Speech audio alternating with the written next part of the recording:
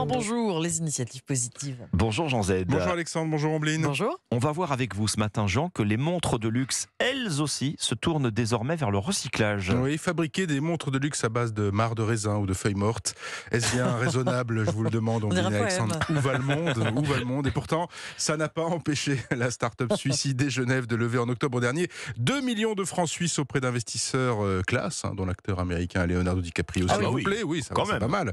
ID Genève qui fabrique depuis 4 ans effectivement des montres de luxe à partir de matériaux recyclés, avec 7 employés dont les 3 cofondateurs à son bord. Objectif, poursuivre ses recherches sur les matériaux avec cet argent et augmenter sa production. À partir de quoi cette société fabrique-t-elle ces montres de luxe? Alors pour l'acier, il récupère à partir de rebuts de manufactures horlogères et fabricants de matériaux médicaux dans le Jura, de l'acier de haute qualité pour les mouvements horlogers, plus délicats. Il s'approvisionne parmi les invendus de grandes marques qui sont vouées de toute façon à être détruits. Et puis on les démonte, on les lave, on les remonte et le tour est joué. Enfin, ça a l'air facile, mais c'est beaucoup plus compliqué. C'est de l'horlogerie suisse. Oui, c'est Voilà. exactement. Alors pour les bracelets, c'est une entreprise italienne qui s'en charge et qui fabrique du cuir végétal à partir de marc de raisin. Donc effectivement. Et puis il y a une start-up britannique qui elle produit du cuir également, à base de déchets végétaux provenant des parcs londoniens, mes fameuses feuilles mortes de tout à l'heure.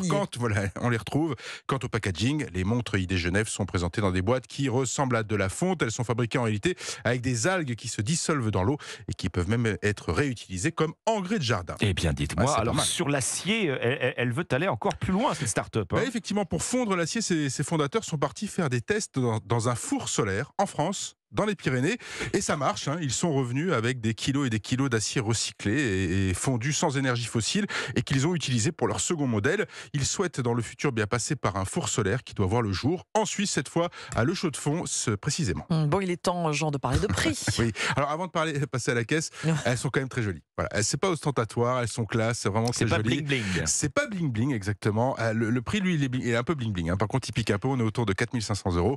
Il faut dire que la production n'est pas vraiment industrialisée. C'est 620 montres ID Genève qui ont été fabriquées depuis le lancement de l'activité. La marque entend bien en fabriquer 1000 dès cette année. Ben voilà, c'est le plaisir d'avoir un produit presque unique. Presque unique, si on a la possibilité de se l'offrir, évidemment. Exactement. Les initiatives positives. Merci Jean Z. Bonne journée. À demain À sur demain. Europe.